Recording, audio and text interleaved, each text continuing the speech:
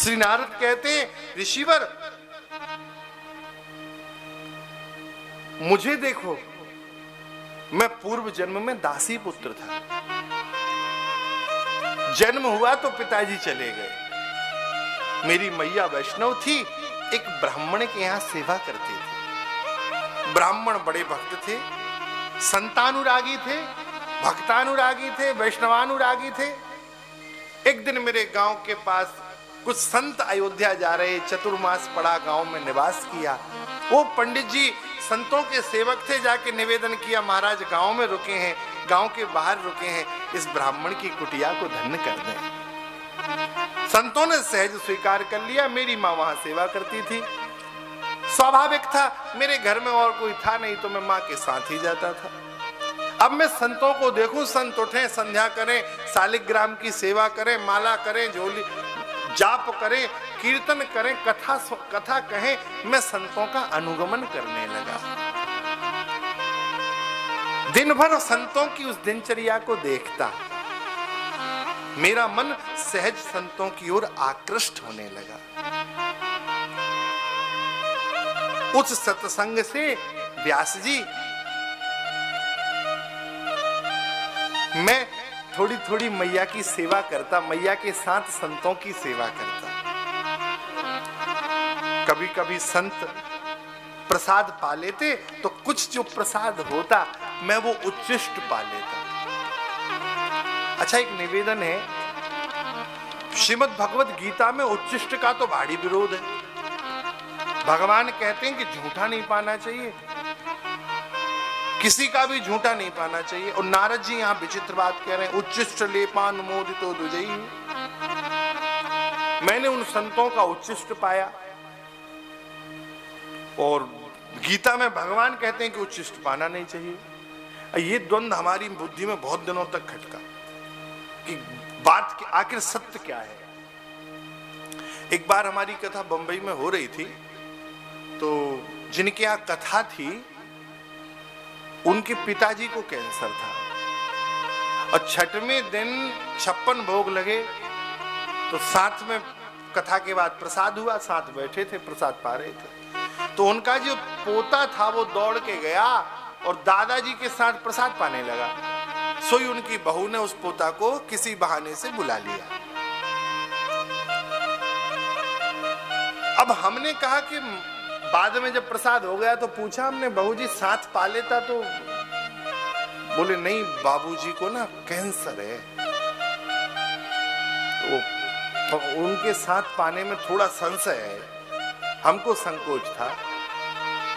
अच्छा, बहू ने तो सहज भाव में कहा, हमारा चित्त तुरंत इधर चला गया। हमने कहा जब संसारी रोग झूठा खाने से लग सकता है, संसार का कोई भी सामान्य शरीर का रोग है और वह शरीर का रोग झूठा पाने से लग सकता है, तो फिर तो जिन संतों को भगवान का प्रेम रोग लगा था, जो सुबह से शाम तक सीताराम सीताराम सीताराम करते थे, जिनके शरीर पे कोपीन के धागे धागे हो गए हैं, शरीर पे एक 4 अंगुल वस्त्र भी नहीं है, जिनकी कामना नहीं है कि कुछ पकवान मिले, हाँ?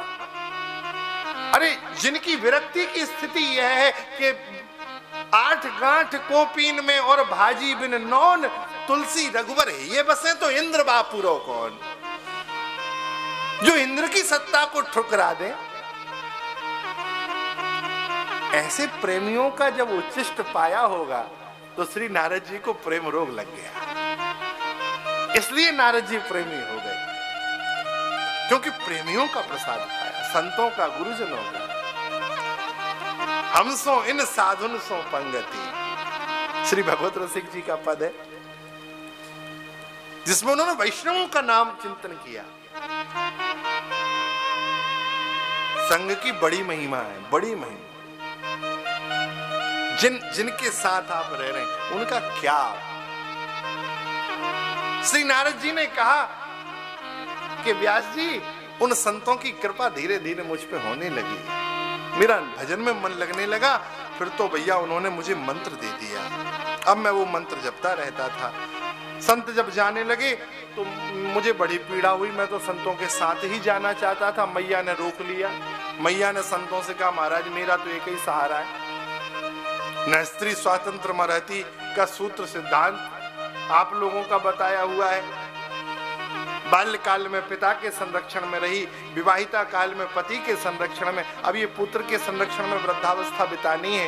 यदि ये भी चला गया तो मेरा क्या होगा।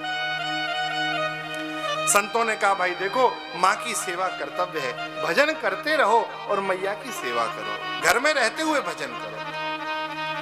अब मेरा मन तो निरंतर भगवान के चिंतन में लगा रहता था। कभी कभी लगता था कि मैया ही भजन में बाधक हो गई। मैं भजन में लगा रहा। एक दिन घटना घटी, मेरी मैया गोदोहन करने के लिए गौशाला गई और वहां किसी सर्प ने कृपा कर दी। दौड़ी दौड़ी मेरे पास सूचना आई। कुछ क्षण के लिए हृदय दुखी हुआ कि मेरी माँ, जिससे शरीर का प्रत्यक्ष संबंध है, जिनकी कृपा से यह शरीर मिला, जिससे मैं भगवत प्राप्ति के मार्ग पर प्रशस्त हो सका हूं, आज वह नहीं है। और फिर उस जगत माता के लिए फिर चिंतन में पड़ गया और फिर खूब भजन किया। उस भजन के प्रभाव से हुआ क्या, व्यास जी, मुझे भगवान का चिन्मय साक्षात्कार एक बार हुआ। उस एक झलक से मैं बहुत व्याकुल हो गया।